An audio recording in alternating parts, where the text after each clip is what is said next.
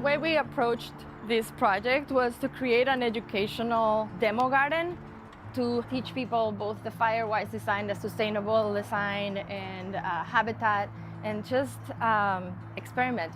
Our planting palette is all California natives, so drought tolerant, sustainable, habitat. And then this portion here of the garden, this is 5 feet off the house. It's called the Ember Resistance Zone, or Zone 0. And it is a specialty zone that has been tested and proven to save properties from flying embers.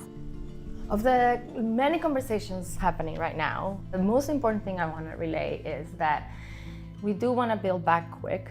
We do want to give everybody their home and their space again, and the communities to come back, definitely. The fire is not going to not come again. So if it's not if, it's when. And so we cannot build the same, we cannot do the same things we were doing and repeat it, because it's just gonna continue to get exponentially worse. We're looking at a property on the Palisades that was in the Palisade fire. This property, we started working on it about a year ago. We created this garden, spotted the plants properly so there is enough room for them to grow and fill in. We added islands of vegetation by introducing a new walkway along this edge. There's a gravel walkway, and maintaining the ember resistance zone. And so our landscape introduction was all native plant material and using the defensible space principles of the ember resistance zone, and then layering plants with hardscape breaks.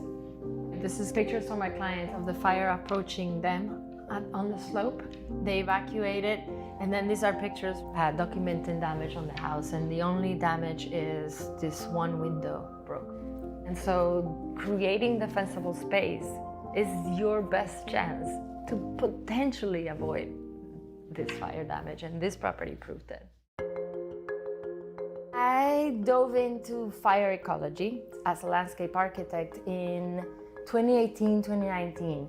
The Woosley fire we had here in Los Angeles was probably the biggest at that point, and that incredible calamity, disaster that we had brought a lot of awareness towards the need to educate our community for the specific ways that fire travels through our chaparral and coastal woodland. The Resource Conservation District of the Santa Monica Mountains acquired a grant through CAL FIRE to create an educational tool, which resulted in defensiblespace.org. I think because the majority of our fire victims right now have lost their homes, at this point, the most important thing they can do is go into the community section of the website and understand, as you're doing your rebuild, how the footprint of their home relates to the footprint of their neighbors' homes, and those interstitial spaces that don't matter where your property lines are, and then look at the home hardening. We are in Pasadena, just a few blocks south of Pasadena.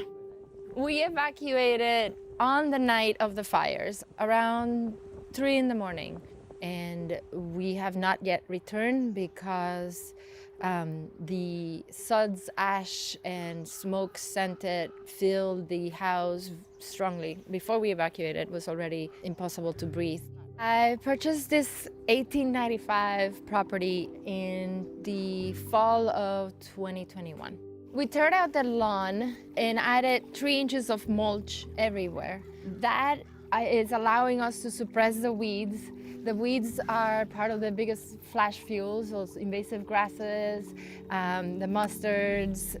Those are the flash fuels you want to avoid in the wild-urban interface. And then what we've done is, outside of introducing new native and drought-tolerant plants, we planted the entire mulch area with seeds of California native flowers and wildflowers. This is a compostable mound. We created it with trunks and branches and all compostable items, cardboard. Then we covered it with compost soil mix and mulch.